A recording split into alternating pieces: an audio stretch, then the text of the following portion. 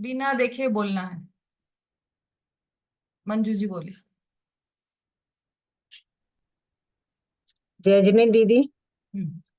औपशमिक क्षायको भावो मिश्रश्च जीवस्य स्वतत्वमौदैक पारिणामिकौ च द्विनवाष्टादशैकविंशति त्रिभेदा यथाक्रमम् सम्यक् चारित्रे ज्ञान दर्शन दान लाभ भोगोपभोग वीर्याणि च ज्ञानाज्ञान दर्शन लब्धयश्च चतुस्त्री त्रि पंच भेदा सम्यक् चारित्रे संयमा संयमाश्च गति कसाय लिंग मिथ्या दर्शना ज्ञाना संयता सिद्ध लेशाश्च चतुस्त्रय कय कय कय कसण भेदा जीव भव्या भव्यत्वानि च। बहुत बढ़िया, वेरी गुड। पूरे याद हो गए, सबको याद करना है। ये 7 सूत्र स्टार्टिंग के, ये सातों ही सूत्र जीव के असाधारण भावों के बारे में बताने वाले हैं। जीव के असाधारण भाव 5 है। औपशमिक, क्षायिक, क्षायोपशमिक, औदयिक और पारिणामिक। इन भावों को इसी क्रम में याद करना है ना। तो हमने अभी इन भावों में से इन भावों के जो भेद हैं वो दूसरे सूत्र में बताए हैं। द्विनवाष्टा दशेक विंशति त्रिभेदा यथा क्रमम। इस दूसरे सूत्र के आधार से इन 5 भावों के जो भेद होते हैं उसकी चर्चा हमने की। तो सर्वप्रथम द्वि अर्थात दो। तो दो भाव किसके हुए, दो भेद किसके हुए? तो औपशमिक भाव के ऑप्शन। दो भेद हुए, सम्यक्त्व चारित्र्य। इस तरह दो भेद हुए औपशमिक भाव के। अब ये क्या है सम्यक्त्व और क्या है चारित्र्य, इसकी चर्चा हम कर चुके हैं। सम्यक्त्व में कितनी कितनी प्रकृतियों के दबने से ये सम्यक्त्व हुआ है, कितनी प्रकृतियों के दबने से चारित्र हुआ है, औपशमिक चारित्र। ये सारी चर्चा हम पिछली कुछ कक्षाओं में कर चुके हैं। अब हम आगे बढ़ रहे हैं। और चौथे सूत्र में भी हमने चूंकि थोड़ा तो ले ही लिया था, और क्षायिक भाव के बारे में चर्चा है चौथे सूत्र में। ज्ञान दर्शन दान लाभ भोगोपभोग वीर्याणि च। ज्ञान दर्शन दान लाभ भोगोपभोग वीर्याणि च, ये है। तो क्षायिक भाव के 9 भेद बताए। चूंकि इसमें आपको देखने पर 7 ही भेद दिखाई देंगे। तो एक है क्षायिक ज्ञान, क्षायिक दर्शन, क्षायिक दान, क्षायिक लाभ, क्षायिक भोग, क्षायिक उपभोग और क्षायिक वीर्य। इस तरह से ये 7 हो गए। और च कहने पर पूर्व के दो, अर्थात क्षायिक सम्यक्त्व और क्षायिक चारित्र, इन दो को और मिलाने से कुल 9 प्रकार के क्षायिक भावों की चर्चा इस चौथे सूत्र में चल रही है। तो ये नौ नौ प्रकार के जो क्षायिक भाव हैं, क्षायिक भाव के जो 9 भेद हैं, उसमें पहला है क्षायिक ज्ञान, जो कि ज्ञानावरण कर्म के क्षय से होता है। अब विशेष बात यहाँ पर ध्यान में रखने योग्य यह है कि यहाँ पर कर्मों का दबना नहीं होगा, कर्मों का उपशम नहीं होगा, कर्मों का क्षय होगा। क्योंकि यह क्षायिक भाव है जो कर्मों को मतलब आत्यंतिक रूप से कर्मों का नाश कर देता है, ऐसा क्षायिक भाव है ये। हम्म।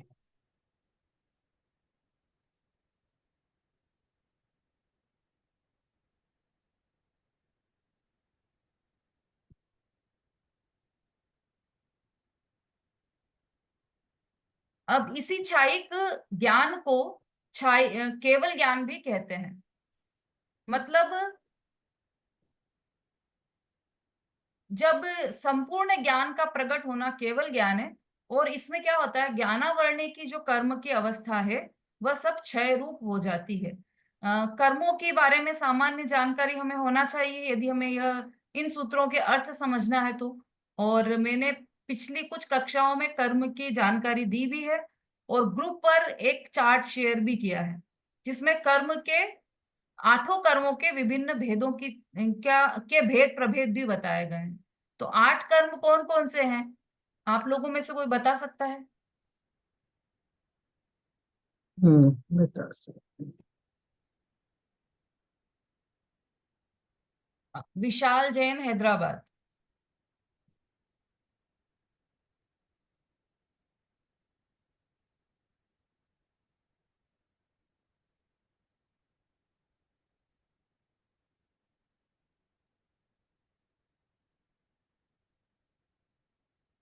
चलिए मीनाक्षी जी।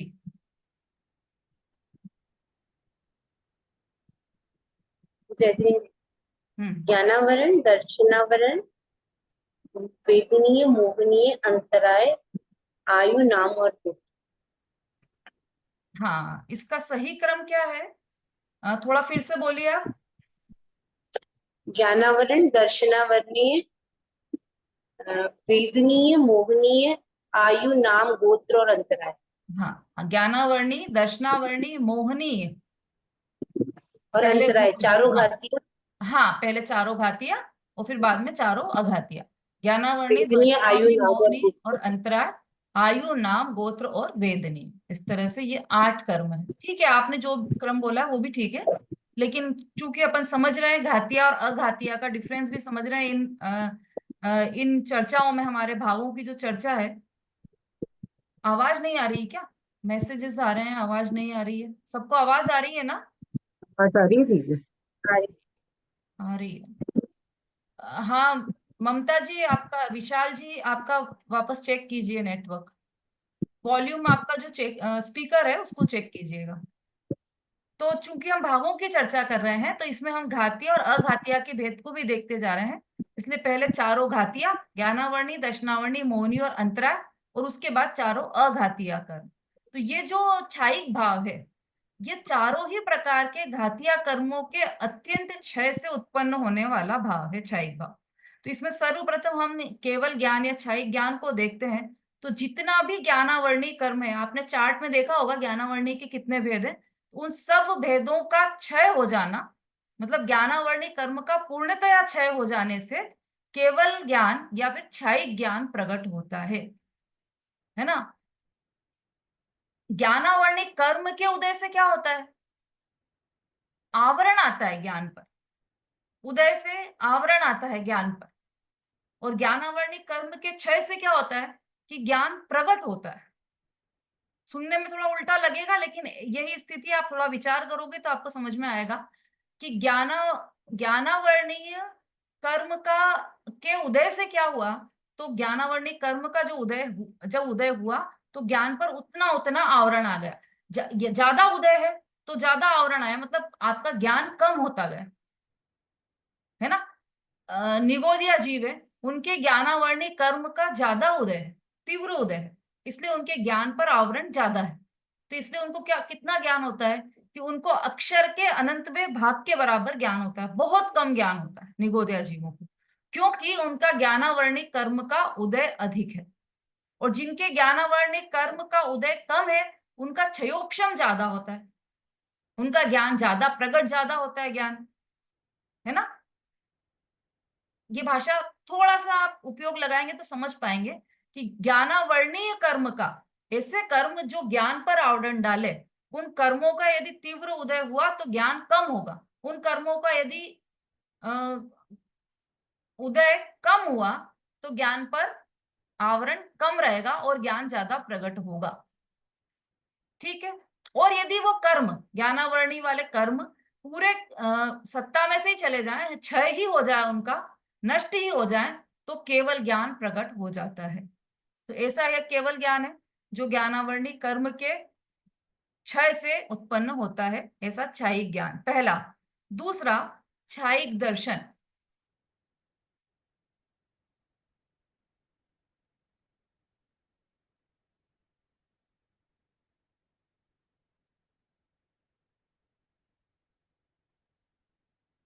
क्या हुआ? अभी भी आवाज में प्रॉब्लम है क्या?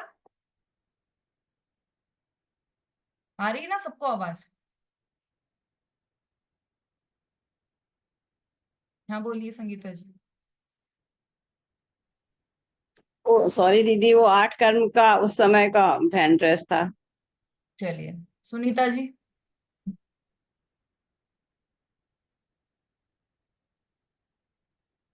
चलिए, तो अब ये जो क्षयिक भाव है, उसमें पहला जो भेद था वह क्षयिक ज्ञान था। दूसरा भेद है क्षयिक दर्शन। क्षयिक दर्शन कब होता है कि दर्शनावरण कर्म के क्षय से क्षयिक दर्शन प्रकट होता है। मतलब नास्ती से कथन करें तो दर्शनावरणी कर्म का संपूर्ण क्षय हो गया केवल क्षयिक दर्शन में। और संपूर्ण दर्शन का प्रकट होना यह केवल दर्शन है। ये अस्थि से कथन करें तो दर्शन का संपूर्णतया प्रकट हो जाना और दर्शनावरणी कर्म का संपूर्णतया अभाव हो जाना, संपूर्णतया नष्ट हो जाना, यह है छायिक दर्शन। तीसरा है छायिक। अब देखो, ये तो हो गए, पहला तो हो गया ज्ञानावरणी कर्म के क्षय से, दूसरा हो गया दर्शनावरणी कर्म के क्षय से। अब तीसरा है अंतराय कर्म के क्षय से। तो अंतराय कर्म के क्षय से क्या क्या हुआ? तो छायिक दान, छायिक लाभ, छायिक भोग, उपभोग और छायिक वीर्य, ये 5 प्रकार के जो अंतराय कर्म के उदय से जो आवरण आ रहे थे, इन 5 चीजों पर वो उनका भी क्षय हो गया, क्योंकि कर्म का क्षय हो गया, इसलिए ये सब प्रकट हो गए। दान, लाभ, भोग, उपभोग, वीर्य। तो अब ये जो इसमें क्या हुआ, छायिक दान प्रकट हुआ, तो उसके लिए क्या हुआ? अपनी पहले भी चर्चा शायद चल चुकी है, ये छडाला में, हाँ छडाला में ये चर्चा चल चुकी है, और जैन सिद्धांत प्रवेशिका में भी ये चर्चा चल चुकी है कि जो केवल ज्ञानी होते हैं उनके दर्शन और ज्ञान युगपत होता है। ये चर्चा चली थी हमारी। उसके लिए उदाहरण आया था कि जिस प्रकार जो तीर्थंकर का विहार होता है तो उनके दोनों चरण साथ में चलते हैं, युगपत होते हैं, उसी तरह केवल ज्ञानी के केवल ज्ञान और केवल दर्शन दोनों युगपत होते हैं, दोनों साथ में होते हैं। ऐसा नहीं होता है। और छद्मस्तों के क्या होता है कि पहले दर्शन हुआ और उसके बाद ज्ञान होता है, लेकिन जो केवल ज्ञानी जीव हैं उनके एक साथ ही होते हैं, दर्शन भी उसी समय और ज्ञान भी उसी समय। तो ये जो केवल ज्ञान है, जो छायिक ज्ञान है, उसमें पूरा तीनों लोक और तीनों कालों का ज्ञान एक साथ होना और अपनी आत्मा का ज्ञान, ये सब, ये पूरा ज्ञान का मतलब संपूर्ण विकास हो गया। मतलब अनंतानंत लोक भी आ जाए सामने तो वो ज्ञान सब जानकर सब जान लेगा। इतनी ज्ञान की सामर्थ्य पूर्णतया प्रकट हो गई है वहां पर। ऐसे ही दर्शन की सामर्थ्य भी पूर्णतया प्रकट हो गई है। तो वो दर्शन और ज्ञान में कुछ भी वहां पर कमी नहीं है, संपूर्णतया शुद्ध रूप में ये दोनों गुण प्रकट हो गए हैं। हाँ जी, बोलिए मंजू जी। दीदी, दर्शन का मतलब यहाँ क्या है? मतलब श्रद्धा से है क्या? हाँ हाँ, बहुत अच्छा प्रश्न है, मेरा ध्यान नहीं गया इस तरह कि ये कंफ्यूजन भी हो सकता है किसी किसी को। यहाँ पर दर्शन का अर्थ है सामान्य दर्शन, सामान्य प्रतिभास। यहाँ पर श्रद्धा अर्थ नहीं है। क्यों नहीं है यहाँ पर श्रद्धा अर्थ? क्योंकि आप देखेंगे तो ये जो 9 भेद है ना छायिक भाव के, उसमें हमने 2 भेद पिछले वाले सूत्र में से लिए हैं। उसमें सम्यक्त और चारित्र आ गया, तो सम्यक्त का अर्थ है वहां पर श्रद्धा, सम्यक हम्म। श्रद्धा और सम्यक चारित्र, ऐसा। तो वो उसमें उन भेदों में जाएगा। यहाँ पर केवल दर्शन का अर्थ है सामान्य प्रतिभास। और जो अपन ने मति ज्ञान की भी चर्चा की थी, तो मति ज्ञान कैसे होता है? जो श्रुति ज्ञान है वो मति ज्ञान पूर्वक होता है, और जो मति ज्ञान है वह दर्शनोपयोग पूर्वक होता है। तो दर्शनोपयोग लगा ना वहां पर, जो दर्शनोपयोग, दर्शनोपयोग में जो दर्शन शब्द आया है वह सामान्य प्रतिभास का सूचक है, एक सामान्य दर्शन का, ऐसा मतलब ज्ञान से पहले होने वाले दर्शन का वह सूचक है। ऐसे ये जो केवल दर्शन है, यह ज्ञान से पहले होने वाला दर्शन, पर चूंकि केवल ज्ञानी को है इसलिए ज्ञान के साथ में होने वाला यह केवल दर्शन है, यह छायिक दर्शन। यहाँ पर इसका सामान्य अवलोकन। श्रद्धा नहीं, हाँ यहाँ पर सामान्य। इसका अर्थ सामान्य अवलोकन लगेगा। अच्छा, वो आपने पूछ लिया, सबको क्लियर हो गया। तो ये केवल दर्शन, इसमें केवल दर्शन का संपूर्ण दर्शन प्रकट हो गया है। अब ये 5 भाव जो अंतराय कर्म के क्षय से उत्पन्न हुए, वो है दान, लाभ, भोग, उपभोग, वीर्य।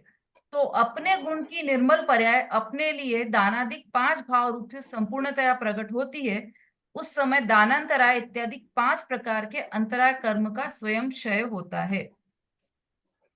अब कैसे कैसे होता है? तो देखो, इसमें निश्चय से और व्यवहार से दोनों तरीके से बता रहे हैं यहाँ पर। छायिक दान, अपने शुद्ध स्वरूप का अपने को दान देना, सो उपादान रूप निश्चय छायिक दान है। और अनंत जीवों को शुद्ध स्वरूप की प्राप्ति में जो निमित्त पना की योग्यता, सो व्यवहार छायिक अभय दान है। ये चर्चा अपन कर चुके हैं पिछली कक्षा में। निश्चय से तो अपने शुद्ध स्वभाव का अपने को ही दान देना, वह निश्चय से दान है। और व्यवहार से अपने शुद्ध स्वरूप की प्राप्ति में जो निमित्त पना है ना, केवल ज्ञानी के जो निमित्त पना है, शुद्ध स्वरूप की लोगों दूसरे लोगों की शुद्ध स्वरूप को प्राप्त करने में जो निमित्त पना है वह दान है। फिर छायिक लाभ।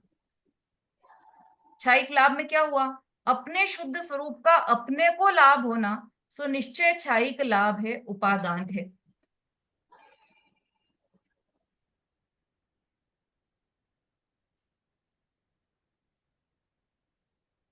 अपने को ही लाभ हो रहा है ना। अभी तो क्या हो रहा है संसार दशा में, मिथ्यात्व की दशा में क्या हो रहा है? हम अपने स्वरूप का अपने को ही लाभ नहीं दे पा रहे। जिस पर्याय में हम अनंत अनंत अनंत आनंद का लाभ प्राप्त कर सकते हैं, वो लाभ हम प्राप्त ही नहीं कर पा रहे। क्यों नहीं कर पा रहे हैं? अंतराय कर्म के कारण।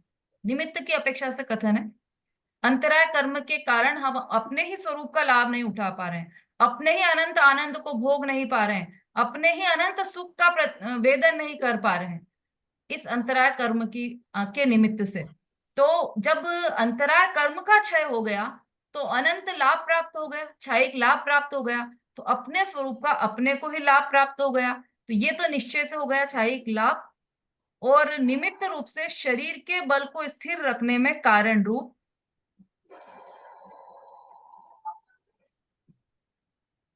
निमित्त रूप से शरीर के बल को स्थिर रखने में कारण रूप अन्य मनुष्य का न हो ऐसे अत्यंत सूक्ष्म शुभ सूक्ष्म नौकर्म रूप परिणमित होने वाले अनंत पुद्गल परमाणुओं का प्रति समय संबंध होना क्षयिक लाभ है। मतलब जो केवली भगवान हैं, उनके शरीर में जो प्रति समय परमाणु आ रहे हैं, नौकर्म के परमाणु, वो कैसे आ रहे हैं? अत्यंत शुभ शुभ परमाणु आ रहे हैं। सूक्ष्म परमाणु है लेकिन अत्यंत शुभ परमाणु आ रहे हैं प्रति समय।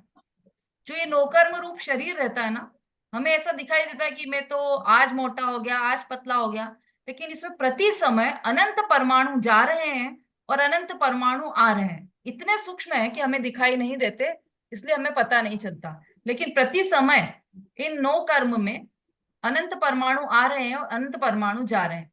तो जो केवली भगवान है, उनके भी यह अनंत परमाणु आ रहे हैं और अनंत परमाणु जा रहे हैं। लेकिन वो कैसे परमाणु हैं? अत्यंत शुभ परमाणु है।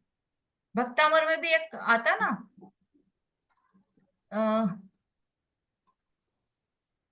आदिनाथ भगवान के शरीर का वर्णन करते हुए वहां पर ऐसा कवि ने ऐसा बोला है कि जो जो लोक में शुभ परमाणु है, वो जिस जिस क्या है वो लाइन है, वो निर्मापित देह ऐसा करके है ना वो लाइन है। जो जो शुभ परमाणु है इस लोक में, वो सब आपके देह को निर्माण करने में लग गई है। कौन? जो शुभ शुभ परमाणु है वो सारे। हाँ, किसी को याद होगी वो लाइन है? भुवनैक ललाम भूत हाँ ये बोलिए। शांति राग रुचि भी परिमाणु स्थापित ललाम भूत शांति राग रुचि भी निर्माण यते समान निरूपमस्ति। हाँ, वो बहुत देख बढ़िया। इसका याद हिंदी था वाला भी याद है? वो हिंदी है कितने ही के पर है कितने ही ते हाँ परमाणु बोलिए आते बोलिए, तो मुख अच्छे से अनुपम गाकर बोलिए। सुरनग नाग नयन मनहा। हाँ संगीता जी बोलिए। मम्मी बोलो। है कितने ही है कितने ही ते परमाण यात तुम समरूप नाथ। कह तुम मुख अनुपम अविकार सुर नग नाग नयन मनहा। कहाँ चंद्र मंडल सकलंक दिन में ढाक पत्र समरंग। पूर्ण चंद्र ज्योति छवि बन तुम तिन दीन जगत लंघन। एक नाथ प्रभु बने आधार दिन विचरत को करे निवार। सो सुर स्त्रीय विभ्रम आरम पन्ना डिगो तुम तो न अचम। हाँ ठीक है। तो एक और आता है हिंदी वाला, उसमें तो स्पष्ट लिखा है कि जिस जिस जो जो परमाणु हैं ऐसे शुभ इस लोक में, वो सब आपके देह में आ गए हैं। ऐसा तो वही बात है यहाँ पर। कैसे आ गए? क्योंकि आपके अंतराय कर्म का अभाव हो गया है। तो क्या हुआ, लाभ हुआ कि शुभ, जितने भी शुभ परमाणु हैं वह आपके देह में आ गए और उससे आपके शरीर के बल को स्थिर रखने में कारणभूत है वो जो परमाणु है। उससे आत्मा को क्या लाभ हुआ कि ये तो निमित्त का कथन है, आत्मा को तो जो लाभ हुआ है वह तो प्रति समय अपने अनंत गुणों का रसास्वादन करने का आनंद, जो अनादिकाल से जीव ने नहीं भोग पाए थे अंतराय कर्म के कारण, अब अंतराय कर्म का अत्यंत क्षय हो जाने के कारण उस अनंत सुख का रसास्वादन का लाभ प्रति समय केवल ज्ञानी को या उस जीव को मिलने लगा है। इस तरह से ये क्षयिक लाभ प्राप्त हुआ। कौन सा घंटी बजी?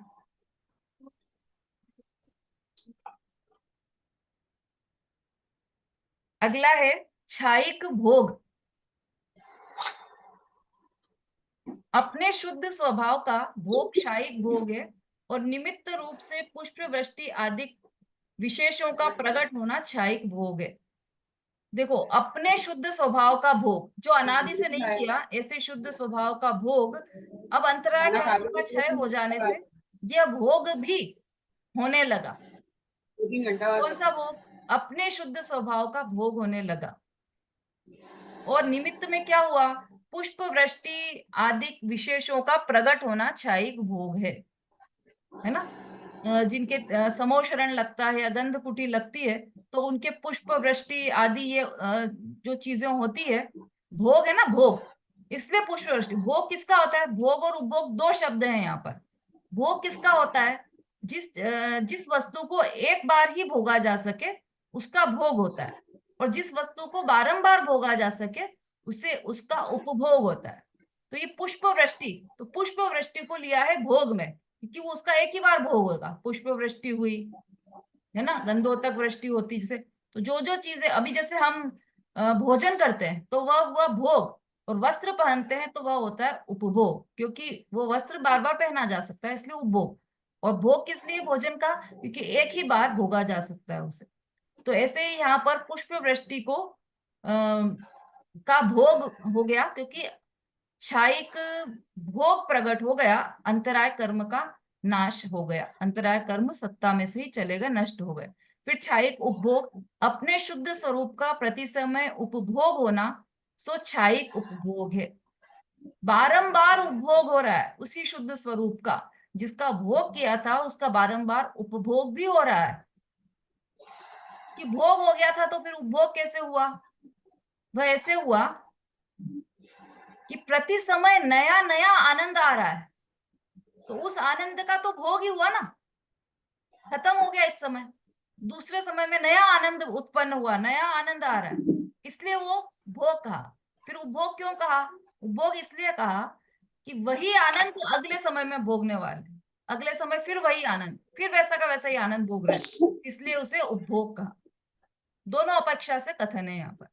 तो अपने शुद्ध स्वरूप का प्रति समय उपभोग होना सो क्षयिक उपभोग है, और निमित्त रूप से छत्र चंवर सिंहासन आदि विभूतियों का होना क्षयिक उपभोग है। छत्र सिंहासन जितने समय भी सम्मोषण लगा रहेगा, वही छत्र वही सिंहासन वही चंवर रहेंगे, तो उनका उपभोग कहा जाएगा। हाँ, जिसका अनम्यूट है वो म्यूट कर लीजिए। अपने शुद्ध स्वरूप का प्रति समय उपभोग हो गया, और छत्र चंवर सिंहासन आदि का विभूतियों का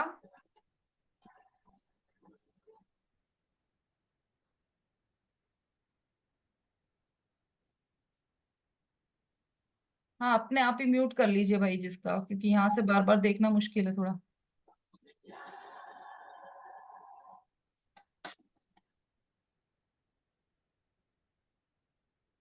क्षयिक भोग क्षयिक उपभोग ये दोनों हमने देख लिए। अब क्षयिक वीर्य। हाँ, अभी क्वेश्चन लेते हैं, बस ये 2-3 पूरे होने वाले हैं, उसके बाद क्वेश्चन लेंगे आपके। क्षयिक वीर्य अपने शुद्धात्म स्वरूप में उत्कृष्ट सामर्थ्य रूप से प्रवृत्ति का होना सो क्षयिक वीर्य है। अपने शुद्धात्म स्वरूप में उत्कृष्ट सामर्थ्य रूप से प्रवृत्ति का होना, यह क्षयिक वीर्य है। मतलब इतना पुरुषार्थ जागृत होना कि अगले समय फिर अनंत आनंद का भोग होगा, फिर इतना पुरुषार्थ जागृत होना, तो हर बार इतना पुरुषार्थ जागृत होना, ये क्षयिक वीर्य है। अब इस वीर्य में कोई भी अंतराय नहीं आएगा।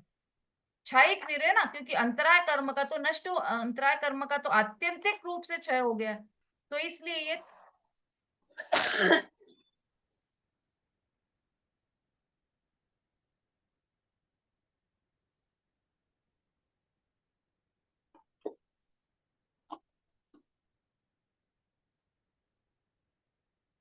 हम्म।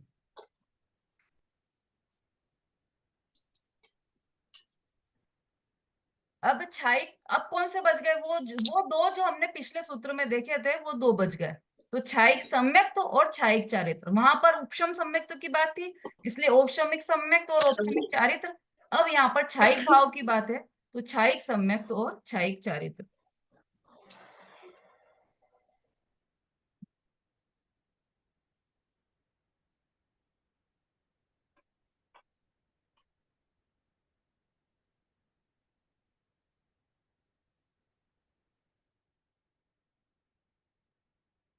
अब क्षयिक सम्यक्त, अपने मूल स्वरूप की दृढ़तम प्रतीति रूप पर्याय क्षयिक सम्यक्त है। जब वह प्रकट होती है तब मिथ्यात्व की 3 और अनंतानुबंधी की 4, इस प्रकार कुल 7 कर्म प्रकृतियों का स्वयं क्षय हो जाता है। ठीक है, ये तो अपन बहुत डिटेल में समझ चुके हैं औपशमिक सम्यक्त, तो उसी प्रकार का ये क्षयिक सम्यक्त है। औपशमिक सम्यक्त में कर्म प्रकृतियों का दबना हुआ था, और क्षयिक सम्यक्त में कर्म प्रकृतियों का सत्ता में से ही नाश हो गया है। कौन सी प्रकृतियां? जब क्षयिक सम्यक्त हुआ, तब 7 प्रकृतियों का सत्ता में से ही अभाव हो गया। अनंतानुबंधी की 4 और 3 मिथ्यात्व की, इस तरह से 7 प्रकृतियों का स्वयं क्षय हो गया, है ना। ये तो कर्म की तरफ से। और इधर आत्मा में क्या हुआ कि आत्मा में अपने मूल स्वरूप की दृढ़तम प्रतीति रूप पर्याय क्षयिक सम्यक्त है।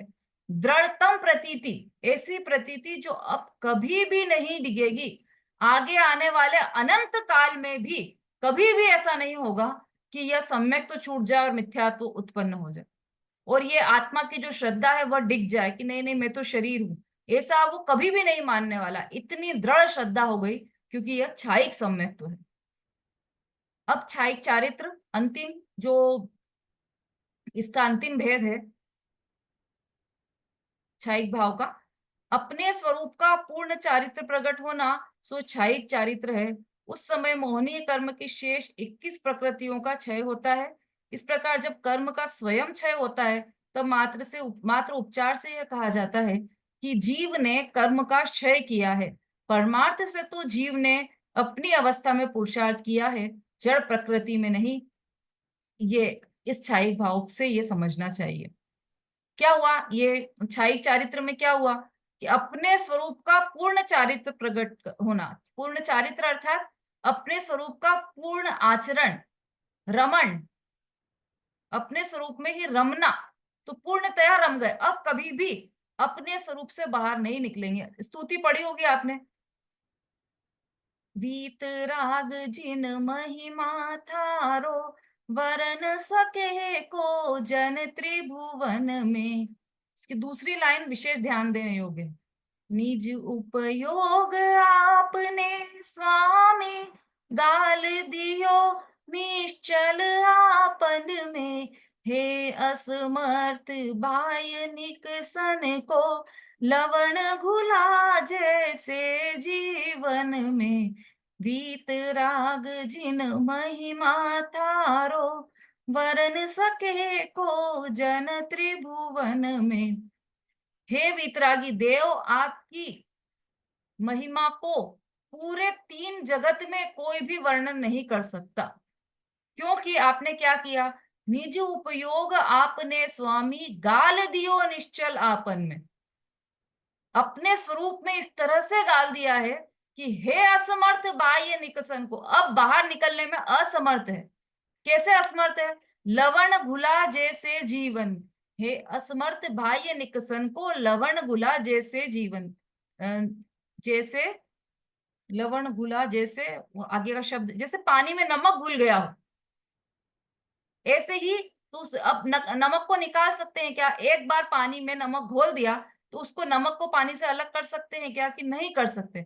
इसी तरह से आपने अपने स्वरूप को अपने अंदर इस तरह से रमण करा दिया है, इस तरह से आचरण करा दिया है, इस तरह से लीन कर दिया है कि अब वो कभी भी बाहर नहीं निकल सकता। ऐसा क्षयिक चारित्र आपके प्रकट हो गया है। और निमित्त रूप में देखा जाए तो वही जो हमने औपशमिक चारित्र में देखा था, 21 प्रकृतियों का क्षय किया गया है यहाँ पर भी, है ना। चारित्र मोहनी संबंधी 21 प्रकृतियों का क्षय हो गया। कौन कौन सी 21 प्रकृतियां अब तो सबको याद हो गई होंगी? कौन बता सकता है?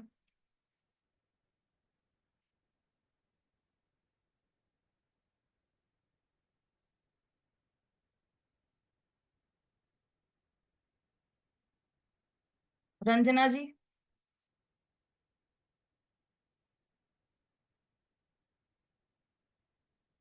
रजनीन दीदी, हम्म। मोहिनी मोहिनी कर्म के दो भेद, दर्शन मोहिनी और चारित्र मोहिनी है।